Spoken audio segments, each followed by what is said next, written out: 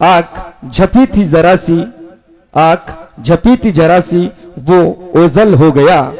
आंख झपी थी जरा सी, वो ओझल हो गया।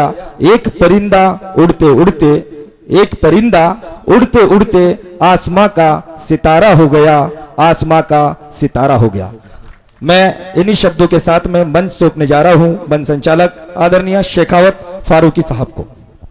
सबसे पहले तो मैं मुन्ना गुप्ता मुन्ना भाई का शुक्रिया अदा करूं कि उन्होंने बहुत मेहनतें की है। उसके बाद दोस्तों, आज ये जो नज़ारा मैं सौसर की सरजमीन पर देख रहा हूं, हालांकि आपके इलाके में पहली हाजिरी है मेरी। यहाँ हिंदू मुस्लिम इत्तेहाद और यहाँ बैनर पर कभी हिंदू और मुस्लिम की एकता यहाँ पर देखने को मिल रही है। जिस तरीके से हिंदी और उर्दू दो बहनें हैं, तो वो यहाँ दो बहनों के रूप में अनुकामने साया जी और हमारी एक और बहन, और यहाँ भाई भाई के रूप में कवि और शायर मौजूद हैं, और सामने हमारे हिंदू मुस्लिम एकता का सबूत है। तो मैं चाहता हूं कि अनुकामने साया जी के लिए एक मर्तबा पुरजोर तालियां बजा दें। यहां से फिर मैं अपना सफर शुरू करता हूं। आइए दोस्तों,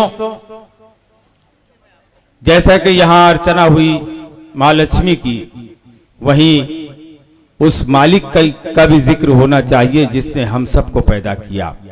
ये तमामी लोगों का मानना है, चाहे वो किसी भी धर्म का हो, किसी भी जाति का हो, कि सबका मालिक एक है और एक ही ने सबको पैदा किया है। हम सब एक में रहना चाहते हैं, फिर न जाने क्यों हमारे बीच दरारें डालने की जो कोशिश करता है वो न जाने कौन है।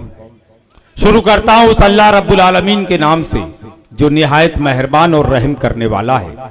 वो रहीम है, वो करीम है, वो करतार है, वो भगवान है। उसके दरबार जितना नमन करें वो कम है। दोस्तों, उसकी धरती पर रहने वाले चाहे वो किसी भी मजहब के लोग हों, वो जितना नमन करें कम है।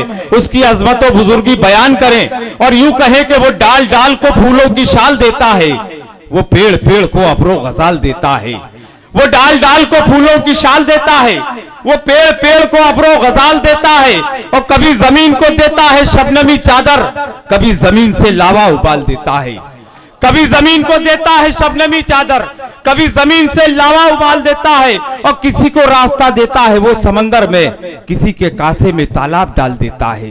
किसी को रास्ता देता है वो समंदर में, किसी के कासे में तालाब डाल देता है, और किसी को गर्क करे नील के किनारे पर, किसी किसी को भंवर से उछाल देता है। उसी की हमदो सना कर रहा हूं ऐ सरवर, जो इस गरीब को रोटी हलाल देता है। अल्लाह की हमदो सना के बाद, अल्लाह की हमदो सना के बाद आइए चले उस मौसीन इंसानियत की बारगाह बेकस पनाह में जिसे खुदाए वादहू ने अपने नूर से पैदा किया।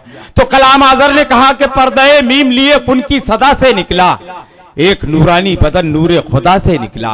वो तो यूनुस थे जो निकले सिकमे माही से, तू मगर दाए रहे अर्जो समा से निकला।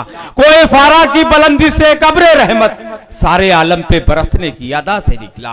उसी रहमतुल्लिल आलमीन की बारगाह बेकस पनाह में, उसी मदीने वाले की बारगाह बेकस पनाह में नाते पाक का नजराना पेश करने के लिए मैं नागपुर की सरजमीन से वो नौजवान शायर जिसे इमरान फैज के नाम से जाना और पहचाना जाता है, मैं इन मिसरों से आवाज दूं कि जब भी जमील नात का मिसरा रकम करे, कागज की जा नमाज पे सजदा कलम करे।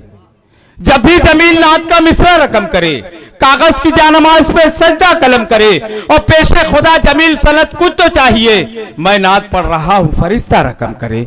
माइक पर जनाबे इमरान फैज नाते सरवर एक कौने लिए हुए।